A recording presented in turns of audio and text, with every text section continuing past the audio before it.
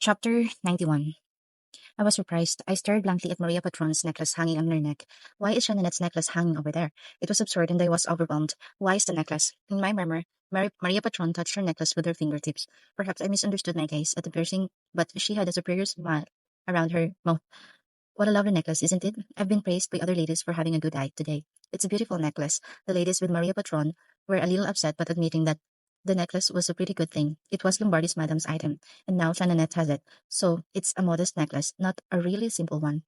Still, it was a necklace of good quality, enough for ordinary nobles. It was even more than enough for a woman like Maria Patron. Where did you get that necklace? I immediately grabbed my hair and wielded it, holding back what I wanted to yell at her to give the necklace back. Thanks to it, my voice was shaking to pieces. Oh, this necklace is not something you can just pay for, Maria Patron said, furtively covering it with her hands as if if I were greedy for her stuff. Another noblewoman next to her asked to check. Did you say that Lady Patron's precious person gave it to you as a gift? Yes, it was my birthday not too long ago. I doubted my ears. What did I just hear? Who gave you that necklace? So Lady Patron's lover gave you that necklace? Yes, crazy, Western son of a bitch. Even a cannibal living in the forest would turn around spitting phlegm because he'd get sick if he ate something like you. He stole the things left by his wife's mother and gave them to his lover. How rotten can a man do such a thing? It's a very special thing that's been handed down to his family for generations. It was the moment when the legacy of Madame Lombardi turned into a family heirloom of the Scots. I was so angry that I became dizzy. Seeing Maria Patron using it, she seemed doesn't know what necklace it was. If only she knew that was Shannon's necklace, then she wouldn't have acted like this. If she knew it was my grandmother's necklace, no matter how stupid and thoughtless she is, she wouldn't walk in front of me wearing that necklace and recognize it. So Vestian lied to Maria Patron about the origin of the necklace. Then Maria Patron spoke in a shy voice, although we have a lot of time apart for reasons. He's a person who makes me feel loved for such a special gift. She deserves what she does. You have to speak properly. The situation is that Weston is a married man with 2 children, not love, but an affair. And Maria Patron thinks I don't know about their affair, and she's splitting it up. She is stealing Lombardi's money in front of Shannonette's nephew, in front of me, Florentia Lombardi. Okay, Vestran wasn't the only one to be punished. I thought for a moment about how to deal with that brazen woman. It just so happens that today was the perfect day. When the plan came up, my head filled with anger calmed down. I took a glass of fruit juice and poured it over Maria Patron's clothes. I didn't even pretend to be a mistake. I'm holding back what I want to pour into her face. Gee, what are you? Embarrassed, Maria Patron grabbed her own dress, dripping with juice, and tried to argue with me. I gave her a big smile. Oh, mistake, and I made an offer to Maria Patron that she would never refuse. Your clothes got dirty by mistake, so I'll compensate you. You know how much these clothes cost. Premium dress at the Galliahan clothing store. Maria Patron's mouth, which was bursting with complaints, is closed. I'll make up with that. Let's go to Galliahan clothing store. Well then, I got up from my seat first, then ladies who were next to her asked, Can we come with you? I answered with a nod. Yes, go ahead. The more spectators, the better to spread the rumors. Asterisk, asterisk, asterisk. Huh, did you ask for 8,000 gold now? Weston's startled voice roared in the prelate's office. Yes, that's right, but Clarivan's voice in response was calm. I knew you had asked for a certain amount of money in exchange for the right of the mine. But it is 8,000 gold. For a very large number, Weston gulped.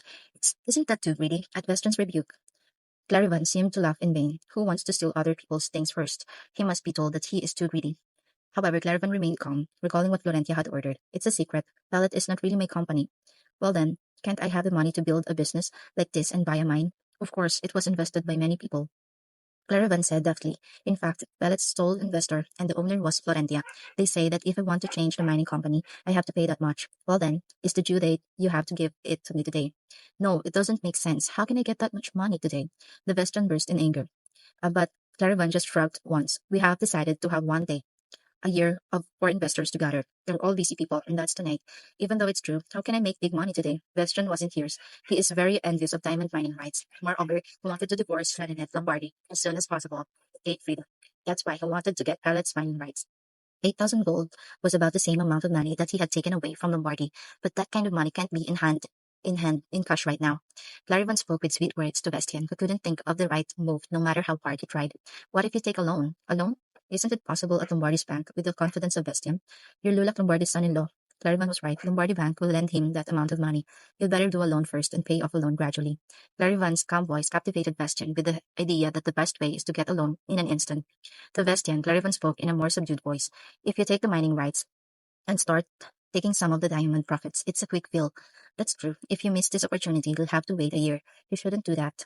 Vestian bit his lower lip in nervousness, and after a while, as already determined, Vestian rose from his chair. I'll go to the bank. Don't go anywhere and wait. Well, I had the previous engagement. Well, I see. Vestian was in a hurry. Luckily, There was a Lombardi bank not far away. Running here in a hurry, Vestian hurried to the branch manager. The branch manager, who had known each other, responded kindly and bewildered by Vestian's sudden visit. If you'd let us know in advance, we'd have visited the mining company. What brings you here, Sir Vestian? I'm here to get a loan. I need about 8,000 gold. Is that possible? 8,000 gold. The branch manager looked at Vestian for a moment and nodded. Then it'll be a credit. Are you all right? I don't care, so please write 8,000 gold in a draft. It was not until Vestian's mouth that a smile spread. It's so comfortable being Lombardi's son-in-law at times like this. Vestian, who hurriedly signed and filled out the papers, quickly returned to Pellet with a bill he had received. Luckily, Vestian, luckily, Clarivan was still sitting there. Here you are. That's enough, right? Clarivan, who was deeply moved by a bill placed on the table, nodded slowly and said, Yes, I'll deliver this money to investors. Clarivan's smile was especially strong, tapping his chest containing bills.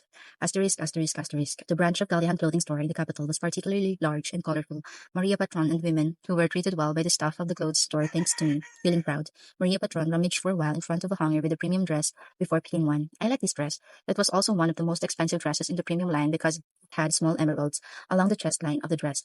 For your information, the dress Maria Patron was wearing a while ago were affordable. But I nodded my head gladly.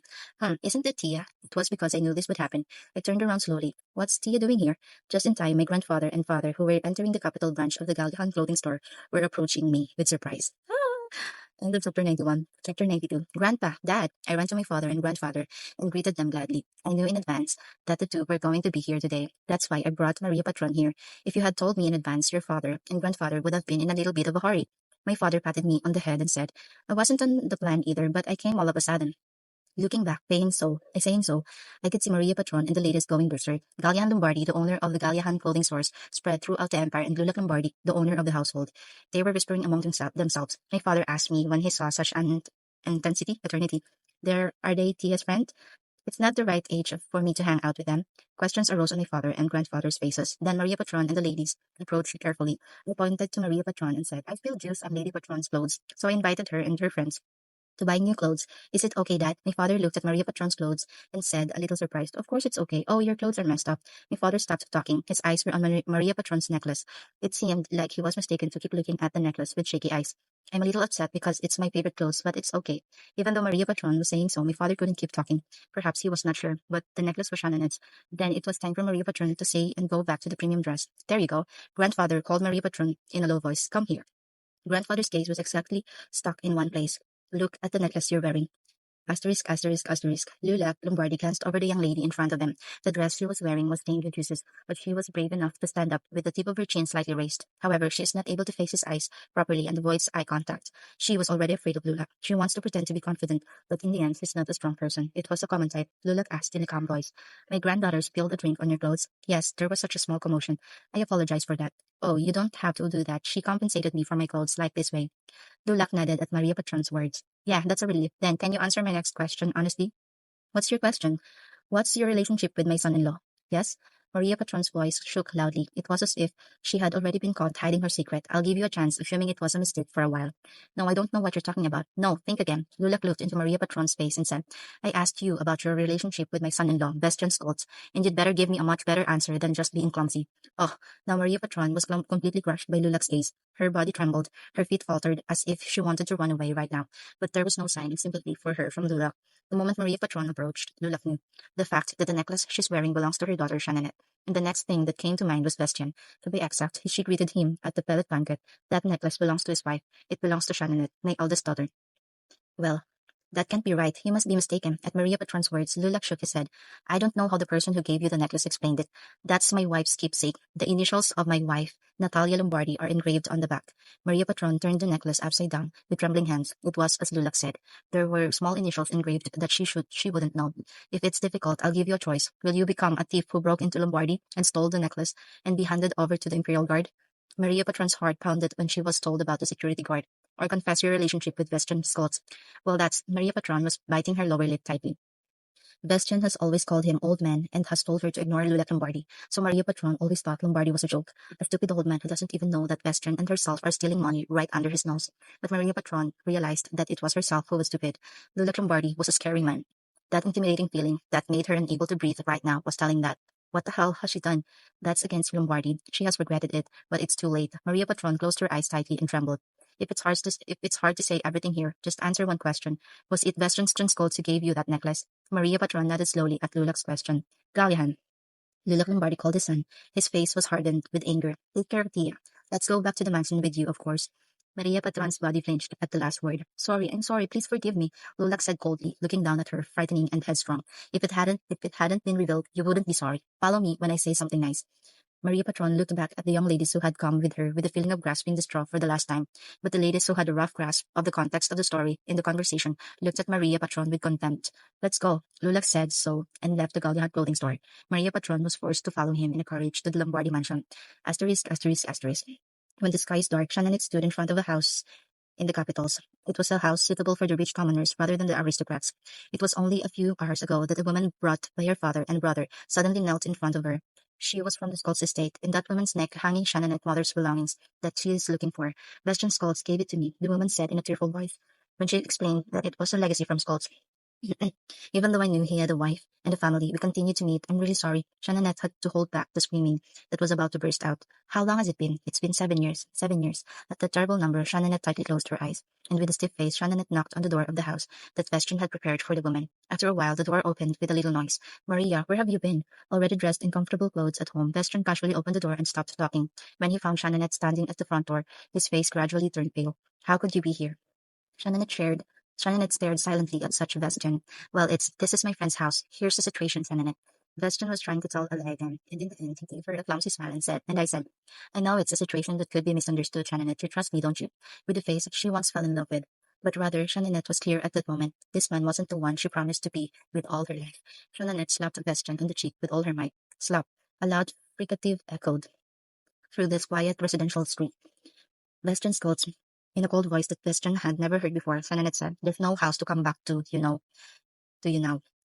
Turning around, she walked without hesitation to the carriage, standing nearby, without ever looking back, standing holding his cheek. Vestian, who had just come to his senses, hurried after her.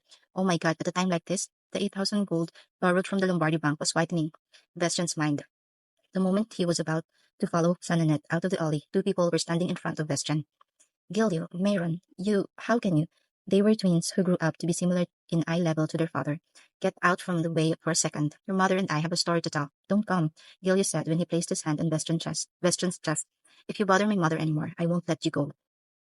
Mayron gritted his teeth and said, looking at Vestian with cold warning eyes. The twins turned around when they heard the carriage departed. Like Shannonette, the two of them didn't even look back, hurriedly got on the horse, and the horse drove slowly. Duck, duck, duck, duck. The twin escorted behind the carriage. With the golden Lombardi pattern, it went far away. Asterisk, asterisk, asterisk. Vestian and Shannonette are divorced. However, unlike in previous life, bad people were punished. Vestian and Maria Patron have been jailed for allegedly siphoning off Lombardi's money. Even after his sentence ended, the debt of 8,000 gold borrowed from Lombardi Bank and interest would await Vestian. The skulls were destroyed, of course. My grandfather stepped up to the plate and made it happen. After recovering all the support and investment he had given, nothing remained in the Skolts family. Grandfather then pressured the aristocratic council to remove the name Skolts from the aristocratic register. I heard they gave up their estate and went somewhere to their relatives, but it's none of my business. It was Shannonette that I was worried about. It's already been a month since that day, and she hasn't been out yet. I've been using twins as an excuse every day, but I haven't seen Shannonette. Just as I was about to open the door to the twins' house, swearing at the Western Scots. Oh, it's Tia. Shannonette, who just opened the door from inside, smiled brightly at me. Oh, I was so surprised that I stuttered and asked, Where are you going? I'm on my way to work. Go to work? From today, I'm going to run the Lombardi Mining Company. I'll take over the family I've been leaving behind. Shannonette's face seemed to glow. It wasn't an awkwardly decorated fake smile. Shannonette looked somewhat relaxed. The twins are inside, so play. Yes, finally Shannonette, who smiled beautifully and stroked my head, walked down the hall. She looked bigger than ever, even though she was walking alone. She kept his back straight and didn't look back at anyone. It was the most Shannonette-like appearance. End of chapter 92. Chapter 93. My daily routine has been quite simple these days. Coming to Pellet's company 3 times a week to receive a report from Caravan was all that was planned. For the rest, I go to the palace to see Perez or hang out with my cousins. I was looking around the square leisurely today and stopped by Pellet's office.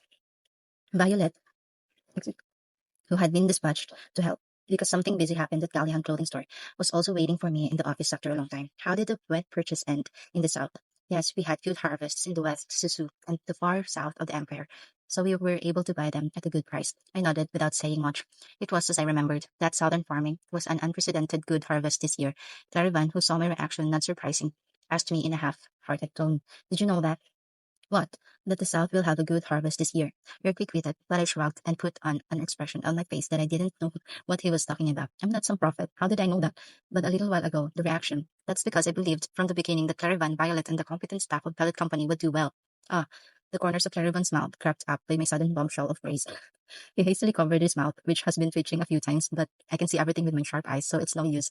After all, Clarivan is very weak at compliments. I let such a Clarivan calm down for a moment and asked Violet, "Did you find out what I said about the top of the Reds, Violet?" Yes, but nothing special came out. I'm sorry. Violet offered a clean report and said with embarrassment, but I shook my head. It's not Violet's fault. This is not the place where the Reds have done so much. The order was made from the beginning with the thought that there would be a little expectation. You've done a good job knowing this much, Violet. Violet must be weak and praised too. If you see her neat white face turning red, so I decided to do a little more while I'm at it. You're perfectly good at everything I asked you to do, so I'm a little bored because I don't have anything to do. Well, that's what I'm saying. I'll try harder. Violet turned redder, and Caravan replied meaningfully as if determined something. And Clarivan, yes, Lady Florentia. Laurel brought Clarivan's gift on her trip to the east. Send someone to the mansion from the merchant's office and take it. Over the past few months, Laurel has been on a long trip to the east, her mother's house, Mrs. Dillard. She bought gifts for me, my father, and Clarivan, but I couldn't give him directly because I had an eye for it. They were half siblings, but they had nothing to do with Clarivan and Dillard. Yes, lady. After pausing for a while, Clarivan nodded in time. He says, it doesn't matter at all, but I don't know. Clarivan, whom I've been watching, was a much more caring person for her sister, Laurel, than he thought himself. I greeted Clarivan and Violet before returning to the mansion. Asterisk, asterisk, asterisk. I got up the courage and went out into the garden and walked a little instead of going straight into the house. After the storm of Western's betrayal and Shannonet's divorce passed, the mansion became as peaceful as before. No, it's actually so peaceful that I'm a little worried. Sob, sob. I heard a child cry on the way to the vine garden. This familiar voice is Granny. Sure enough, Granny was hugging something and crying as he sat by the trees. Why are you crying again? He raises his head, buried in his knee at my voice, and Crane's face was puffy. It was covered in tears, a runny nose, and sweaty hair. What's more, he was grinning, burning up his face to the point where he was so upset. Sigh, Tia, Tia. Craney, who found me, ran and hugged me, and he started crying in earnest with one more grin. Ah, his crying sounds are so colorful. I already know from experience that Craney, who cries with a variety of sounds like a crybaby, is not a child who is comforted by soothingly. So I checked the stuff Craney was holding. It's a book, the book I lent you yesterday, but the condition of the book was a little strange. Why is it all torn apart? Looking closely, it wasn't just a modest tear. The bookcase, which was shredded into pieces, even had a lot of black footprints, as if someone had stepped on it. I'm sorry, Tia. Crane's cry grew louder as I examined the condition of the book. In fact, I bought it from the beginning with the intention of giving it to Craney. I don't care that the book is ruined because I didn't really care about it. But the same footprint on the bookshelf and Crane's shirt are very eye-catching. I wonder who he's up against, but it's not a trace of something his age. It was obviously a huge footprint, like a grown adult's foot. Who made this? I asked, pointing to a large footprint. This Belsac is. Belsac has been a little quiet lately. When I scoured Craney's condition, Craney's arm was bruised. Tell me what happened, Craney. Huh, I was reading a book by myself, but Belsac came and asked, what's that book? Huh, so I said, it's Tia's. It was difficult to understand because of the cries, but this was the whole story described by Craney. You mean you were reading a book by yourself? Belsac came and he knew that the book you were reading was mine, and he just tore it apart. Oh, and you were trying to stop it, and this happened?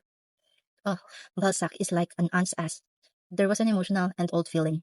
He beat his little cousin because he didn't have anything to bother. No, he was the one who beat me like that in my previous life. Younger Queenie can't be okay. Your brother, what did Astalio do? Well, he just, by the side. He, idiot, your brother's really. As I started to heat up because I was frustrated, Queenie started sobbing next to me again. I can't believe his brother was just staring at him while this young kid was trying to protect the book. He must have been sad, but I spoke harshly on purpose. Stop, you cried a lot, so stop. Stop crying. Oh, Craney winced at my words, closing his lower lip. I explained calmly to Craney, who seemed a little calm. Craney, how much do you think this book is? I don't know. He hasn't bought anything outside yet, so it's no wonder he doesn't have economic ideas. I bought this book for 4 silver. How much pocket money do you get every month? 1 gold. Maybe Laurel and Ronet only gave some of Craney's allowance. Yes, when you can buy this book with your allowance, so you can buy Yes, then you can buy this book with your allowance. So you can buy a new book and give it to me. It would be better if you could just say sorry. But you don't have to hurt yourself with things you can barely afford. Do you understand me? Yes, it's important to protect what you think is important, but the most important thing is yourself. Whatever he was thinking, his eyes, which are not dry yet, blinked a couple of times at me. For Craney, who had just turned 8, I gave him a bit of tougher advice. Listen, Craney, you are Lombardi. You're a pretty good Lombardi, too. Lombardi doesn't just sit back and cry when he's upset. We take revenge. Revenge? Yes, revenge. That's right. That's right one. I have absolutely no intention of letting Balzac make this child look like this again. Balzac, and this tell you, a backstabbing expert. I believe that I know more about themselves than they do. Of course, even the weak points. But Granny, you're still young, so I'm going to avenge you this time. But you shouldn't just cry like this from now on. Do you understand? Yes, yes, I understand. I patted Granny on the head and turned to the person who had been listening to us. Grandfather, at my call, my grandfather, who was hiding half behind the thick pine tree, walked out. Huh? How did you know that? My grandfather covered his lips as if he was hiding. But I didn't smile at such a grandfather. My grandfather, not noticing that I was furious, scoured Craney's condition and furrowed his eyebrows. I have a favor to ask of you, Grandpa. Tell me, please allow me to take Craney outside for a while. Is that all? Maybe he thought I'll say, please scold Belsac.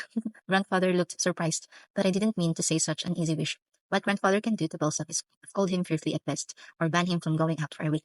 It's not a fair punishment for making Craney like this and daring to tear my book apart. As promised to Craney, I will take care of Belsac myself.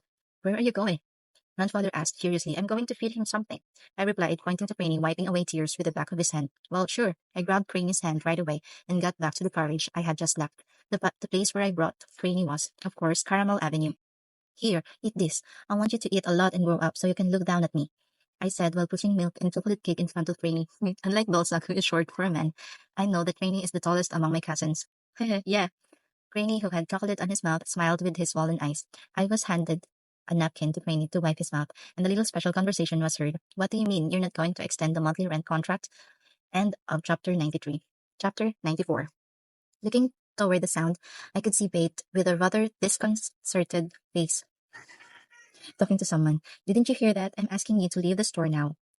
What do you think? What do you think? The skinny middle-aged man with a cranky impression seemed quite troublesome to talk to. When I see him, when I see him, keeps picking his ears and clicking his tongue, but at the same time the man's eyes kept glancing through the shop. His eyes were full of greed. Excuse me. The contract is due to next year, and at the time of the contract, it will allow me to run the store for the next 10 years without worrying. That's what my father said before he died. I didn't agree with you on that. No matter what, Bate was always smiling softly, but now he's pale. It's only been 2 years since I opened the store, and I'm barely settling in. Oh, well, it's none of my business. The man who appeared to be the owner of the building had no interest in Bate's circumstances. He seemed to inherit the building because of his father's death, but the new owner was busy looking around the building that suddenly became his. Oh, my father, this nice building at such a ridiculous price. It was a murmur that I didn't know if he was talking to himself or if he wanted anyone else to listen. The more so, the more Bates' handsome face was imbued with despair, but he's not giving up, Bates said, approaching the landlord once again. I'll raise the rent and give it to you. Please reconsider. However, rather than accepting Bates' offer, the landlord was smitten with laughter, and Bates said, while flipping up and down, looks like you're quite young. Life shouldn't be so easy to get there. Easy, huh? Bates swept up his pants and swallowed a grin. He had a lot to say, but couldn't bring herself to say it. This bakery is so famous, isn't it? I was wondering how delicious it was, now that I see it. It was thanks to a good seat. The last thing the new landlord said seemed to be the limit of fate. We're open now, so let's make a timely appointment next time and talk again. I'll visit you. Oh, thank you. The landlord shook one hand in annoyance. Not much longer to say. When you're done with your contract now, be ready to leave. And the man left the store. Bates sighed deeply. That's the only way. It's time for Carmel Avenue to go viral and recover its investment. No wonder the new owner suddenly told him to leave the store. Bate, with a frown brow, looked back at me and met my eyes. I said with a smile, not a panic, here's 2 more pieces of the same one. I'll buy a lot. Nodding his head at my words, Bate quickly offered 2 more pieces of chocolate cake, but a glass of milk was also included. I didn't order this. It's service. Service? What service? If you're about to be kicked out of the store. I looked up, dumbfounded, and Bates said, opening his eyes and scratching the side of his head lightly, it's good to drink a lot of milk while growing up. Oh yeah, it's been a long time, being treated like such a proper child. Everyone around me treated me like I was really a half-grown semi-adult. So did my father and cousins, not to mention Clarivan and Violet, who had me as boss, because they know very well that I'm not just an ordinary 11-year-old kid. But that would be the same for Bate. Thank you for the drink.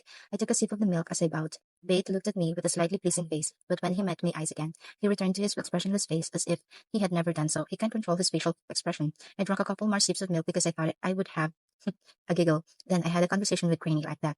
Bate, who returned to his usual appearance, began working between tables filled with people on the second floor. He stood with his hands in the corner to see if the guests lacked anything, and when he saw an empty glass, he quickly approached and filled it up. Sometimes he looked downstairs at the counter, but most of the time he walked among the guests. It was Bate I saw after being a regular at Caramel Avenue for the past few months. For now, Bate was a better waiter than anyone else during the store's business hours. During the opening hours of Caramel Avenue, that's why these days the family is in huge debt. In the third person, it's the third person in the payment family cheating on. I heard a rumor from a relative of mine in the West. Looking outside and sipping milk quietly, I can hear the conversation of women sitting in groups on all kinds of topics. It's as if my body is sitting here on Caramel Avenue, but my ears are listening to what happened all over the empire. Then I felt a strong look at me and looked up. A moment ago, Bate stood still in the corner, as if all the scuffles with the landlord were lies. He looked like a cat shining amber bright eyes and standing unnoticed. It's a cat that seems to be doing its job while being sneaky, but has sensitive ears. I'm telling you, he can control his facial expression. I drank a couple more sips of milk because I thought I would have a giggle. Then I had a conversation with Kenny like that. But no, Beto returned to his usual appearance, began working between tables filled with people on the second floor. He stood with his hands in the corner to see if the guests lacked anything, and when he saw an empty glass, he quickly approached and filled it up. Sometimes he looked downstairs at the counter, but most of the time, wait, I heard a rumor. Wait, it is as if my body is sitting here in the car a moment ago. Wait, he can control his facial expression. That asterisk. The conference hall where the members of the aristocracy gathered was hot. The reason is issues that can be raised sharply by sitting opposite each other and divided into two camps are presented as the topic of the meeting. Where there is a drought, it is natural to temporarily lower tax rates to ease the burden on the empire. Is that the burden of the capital's people? It's a burden to the eastern aristocrats, the two nobles who were at the forefront of each group stood up against each other by putting blood on their necks. The East was already tax exempted last year's drought. It's greed to do so again this year. Greed. There's been a worse drought than last year. So what? Eastern aristocrats will either dispose of their private property or get money. After such a long fight, this time the nobles who were a little older than the nobles who forefront the war came forward. The country's finances are in a mess because of the tax cuts in the East. I don't think you don't know that either. Our coffers are indeed down a little, but not really. Not enough to squeeze out the Eastern blood. But when the eastern nobles have fallen under the guise of drought, the rest of the country is suffering a great deal of damage. This is East selfishness. This selfishness. Lombardy and Angenus remained silent when each of them fighting with a loud voice. Lord of Angenus was listening to his side, to his aides who constantly whispering. Lula Lombardy was easygoing as if he were sitting alone in another world. They were fighting firstly as if national security was at stake right away, but in reality it was not so serious. There is a drought in the East, so will they be exempt from their taxes this year or not? That was all. In fact, only a few members of the aristocracy sitting here were from the East. There was only one reason why everyone was fighting so hard over other people's business. Pride. This was a battle of pride for the nobles led by Lombardy and Angenus. When such a heated war of words reached a dull, Lord Angenus spoke. If we have to exempt Eastern taxes no matter what, the levy on families who oppose it here should not be raised at all. Excuse me. What kind of absurdity is that? Of course, if the tax on the one side decreases, the burden on the other side will increase. The calm offensive was poured explosively on the Lord of Angenus, but Angenus was silently receiving the grudges. If the embers seem extinguished, they talk again and continued the atmosphere. We must continue to stall on this agenda. Verdict pulled out a handkerchief and wiped his sweat. He must ensure that the next agenda is moved to the next meeting. The aristocracy followed the majority rule. However, the number of nobles in the Angenus side present today was a bit small. If they move on to the next agenda in this state, Angenus were sure to lose a lot of money. But at that moment, the eyes of Frederick Angenus and Lula Lombardi met. Whoops! Lord of Angenus tried to put the handkerchief on his arms with a calm face, but it was a pity. It was because Lula Lombardi, who sat across from the large conference hall, was seen raising the corners of his mouth strangely. Stop, stop! The noisy market-like call was quickly silenced by Lula Lombardi's voice. The same was true of the Anjanus Count, which stopped speaking. Lila Lombardi had such a presence. What's the use of continuing our discourse here? The nobles who were slow and reluctant to admit it were becoming calm little by little, excited by the dignified voices. You can't do this, Anjanus said something hastily. What a contempt for our entire aristocracy. Apologize. He said something out of the blue because he spoke hastily. Those who sided with Anjanus also blinked for a moment and looked back at Verdict. His face turned red, but Verdict and Anjanus stared at Lula, pretending not to know and very angry. I mean, let's hear the Emperor's opinion. After all the taxes that we talk about here, who pays a lot and who pays less, all of them belong to your Majesty. There was nothing to refute. There was an atmosphere of nodding and acceptance. Looking back at the crowd, Lula Lombardi said softly, then why don't we move on to the next agenda? Frederick Angenus bowed his head. No matter how hard he tried, he was no match for Lula Lombardi. It felt like he was blocked by a huge wall. After the meeting, Frederick Angenus steps forward toward the Emperor's palace were heavy. In the end, they were completely defeated by Lula Lombardi. When he opened the door of the Emperor's palace, the sound of breaking things from afar was already loud. One of the Emperor's maid in honor had already told what had happened to the conference hall. Lord of Angenus, who closed his eyes tightly, arrived in the drawing room and opened the door. Clang! As soon as the door opened, a vase flew and broke into pieces at the feet. End of chapter 94. Chapter 95. Enraged to the point where her finely combed hair fell, the Empress broke one last frame and sat down on the sofa. The opposite of a frantic empress. Astana, who was literally drinking tea, smiled at the Lord of Anjanus. My grandfather is here, isn't he? Your Highness, Astana is growing day by day, reached her 16th birthday soon. Was he here? Lord of Anjanus averted his gaze. He knew Astana was a loner, but that was a little too much. It was as if the blood of Emperor Dravane had not been mixed at all. It was like seeing Ravini as a child. I don't trust my incompetent grandfather, so what can I do? Even that personality. I'm sorry. Verdict Angenas sighed and bowed his head once again. Father, the Empress who was leaning on the armrest of the sofa, who was tired, called his father. Yes, Empress. Another diamond vein was found in the Lyra mine. Is that so? But even before Verdict Angenas' words were finished, the Empress rose from her seat. Is that so? The Empress' blue eyes stared intently with a blue glint, and that's what you are going to say. Clang, clang. Just in time, the Empress picking up the teacup Astana had fell down, threw it into the wall behind the Lord of Antanas. If you'd done what I told you to do, the mine, the diamond, it was all our Antanas. It was all our Antanas. When Pellet, who stole the lyrical mine, made money from diamonds, the Empress' hatred and jealousy were getting worse. At tea parties and banquets hosted by the Empress, accessories made of diamonds were banned. The Empress screamed horribly. Her hand holding the head trembled. To prevent herself from hitting his subordinate. Get out, get out. The Empress pointed angrily at the door. Frederick and Janice had no choice but to leave the Empress' palace as ordered. There was no resentment about being treated like this by his daughter. The father-daughter relationship had long since disappeared, and Janice was nothing less than a foundation forced to solidify the Empress' power.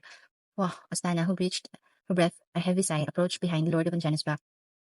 My maternal grandfather. Yes, Your Highness. I'm sorry to show you my sheen a little while ago. Oh, that's fine. What happened to what I asked you to do before? If it was before, a few weeks ago, Astana had secretly asked for favors. He said he wanted private lands in the area outside the capitals. However, under the imperial law, a prince cannot have a private property while living in the palace. It was the same reason they didn't have knights or an army. However, Astana, who has been trying to make mine, asked his maternal grandfather, Lord of Angenes, to buy land under borrowed names. On the day he was arrested, he was held in prison and beheaded, but Frederick Angenes attempted to grant the request. In talking to the lord of the area, you mentioned, but I think it's going to be a little difficult. He grew up so close to the Lombardi family. Why don't you choose a different area? What? You can't do that much? Astana said with a frown. Didn't I explain to you then? The land is a good place to hunt.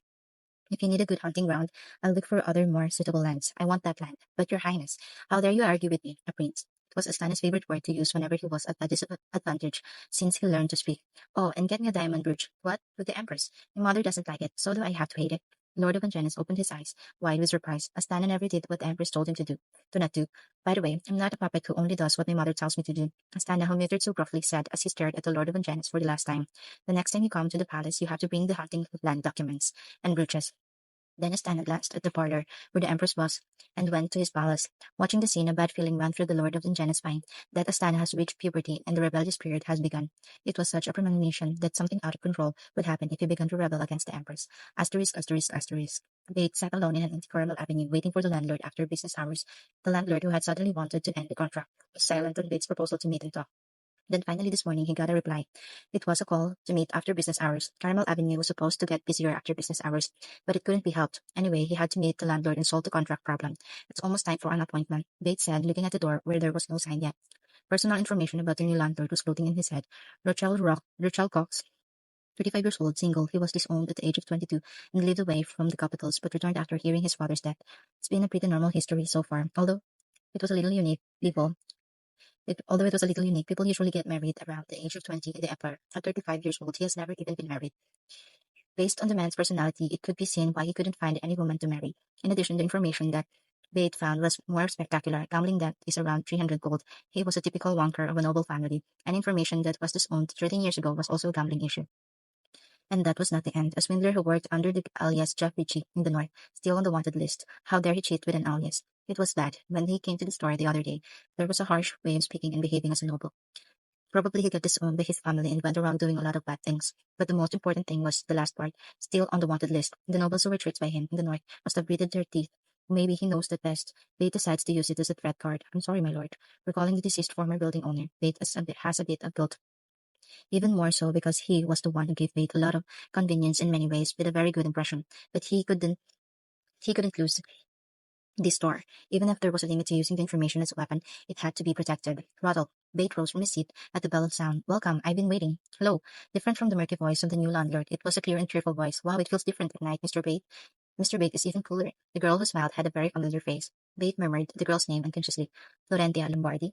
Asterisk, asterisk, asterisk. I became the owner of this building as of today. I kindly explained to Bate, who had a blank face. Young miss, Lady Lombardi, became the owner of this building. Yes, I bought this building. Honestly, considering the price, it wasn't a smart purchase. Frankly, this amount of consumption is not noticeable, thanks to the diamond business. Besides, it's a great investment in the future. The last time I saw you, you looked troubled, so I looked into it.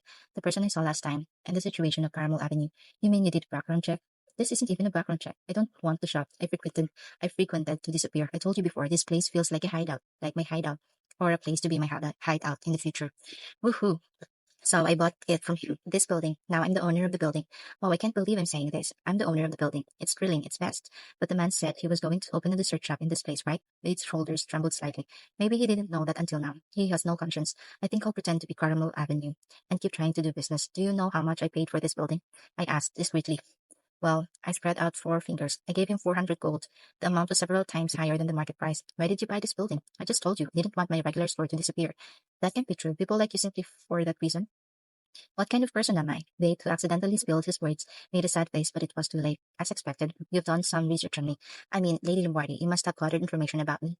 When I put the word information in my mouth, Bates' eyes grew fierce. He's not the sweet manager of Caramel Avenue, I know, but now he feels better because I feel like I've seen a little of Bates' real self. It's okay, I know a little about Bates too. I pulled up my hair and smiled at Bates, who seemed to be wary of me. It's quite different from what I've encountered in my previous life. At that time, I was really proud of being able to read people, was a hard and skilled person that I couldn't even see through. Caramel Avenue originally disappeared this year, but after 10 years, it suddenly reappears here.